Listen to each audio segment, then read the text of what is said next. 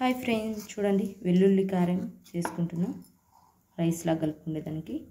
ఇది వచ్చేసి తెల్లగడ్డలు, అలాగే కారపొడి, ధనియాల పొడి, కొద్దిగా గరం మసాలా, పసుపు, ఉప్పు వేసి మిక్సీ కొట్ట ఫస్ట్ పొడిలాగా.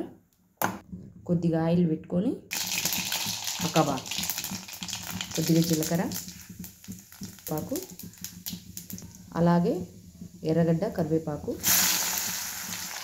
చూడండి ఇదంతా ఎర్రగా అయిన తర్వాత చూడండి ఇలా కొద్దిగా వేడెక్కిన తర్వాత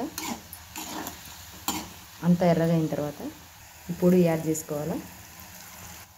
ఇలా అంతా లో ఫ్లేమ్లో కొద్దిసేపు వేయించుకొని